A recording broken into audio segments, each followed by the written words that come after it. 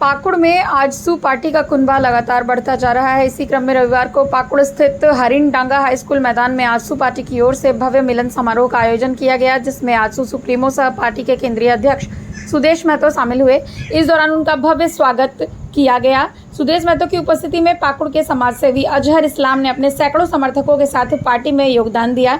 सुदेश महतो ने अजहर इस्लाम का माला पहनाकर और पार्टी का पट्टा देकर पार्टी में योगदान कराया। इस दौरान सुदेश महतो ने वर्तमान राज्य सरकार के साथ साथ पाकुड़ विधानसभा के विधायक व पूर्व मंत्री आलमगीर आलम पर भी जमकर निशाना साधा। 2019 के हमारा संयुक्त रूप से ना लड़ना एक विरोधियों को यहाँ प्राप्त हुआ और उसका परिणाम आज आप देख रहे हैं।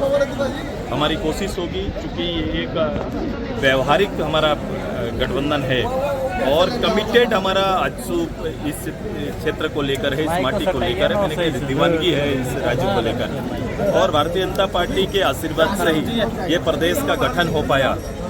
प्रदेश के लिए 80-90 साल तक लोगों की भावना और संघर्ष तो चलता रहा। लोग एमएलए एमपी बने, केंद्रीय मंत्री बने, मुख्यमंत्री बने, लेकिन यहाँ के लोगों के लिए कभी भी सोचा नहीं। पूर्व में भी जो एमएलए एमपी आते रहे, संयुक्त रूप से बिहार और केंद्र में उनके समर्थन की सरकार चलती रही, लेकिन अलग राज्य के परिणाम को तक पहुँचने का साहस, हिम्मत या फिर षड्यंत्र के तहत नहीं कर पाए। वो राज्य को और राज्य के सम्मान को बेचना पसंद किए, लेकिन राज्य को लेना पसंद नहीं किए। वहीं एक कमिटेड एक संगठन भारतीय जनता पार्टी ने और उनके नेता आदरणीय अटल जी ने इस प्रदेश के लोगों को एक कमिटमेंट किया कि हम आएंगे सत्ता पे और मेरे सत्ता के पे आने के बाद निश्चित रूप से इस राज्य की वेदना को दूर करेंगे।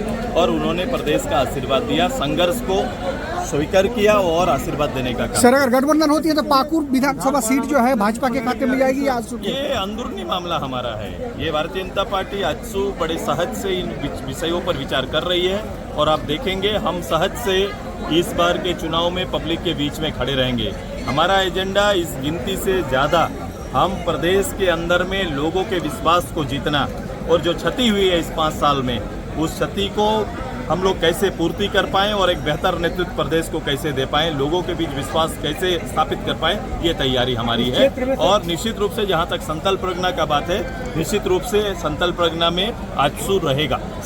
हजारों की तादाद में कांग्रेस के स्तंभ रहे लोग, उनके नेतृत्व में, अली साहब के नेतृत्व में, अजहर जी के नेतृत्व में जिला परिषद, मुखिया, पंचायत समिति प्रमुख, उप प्रमुख से लेकर हजारों जनप्रतिनिधि, जिनकी संख्या मैं नहीं बोल पा रहा हूं, जितने हजारों की तादाद में लोग आए आज, तो भी आए, वो पार्टी में आए हैं आज। सर, हजार की संख्या में आए हुए सभी का मैं हार्दिक दिल से स्वागत करता हूं और उम्मीद करता हूं कि आजसू की भावनाओं के साथ जहां ये जुड़े हैं, मैं लंबे समय से इस क्षेत्र की लोगों की भावना से जुड़ा हूं। जब भी अवसर मिला, कोशिश रही कि इनके आंखों के आंसू को पोंछा जाए, इनके माथे की लकीर जो बनी हुई है उसे कम किया जाए।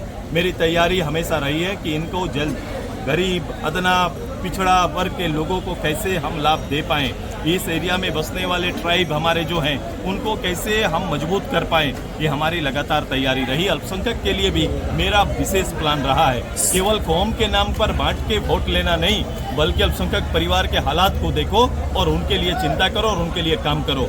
साहब ने यहाँ पर साहब तो बन गए, लेकिन इन्होंने कभी भी आम लोगों को पूछा नहीं, केवल राज करना सीखा।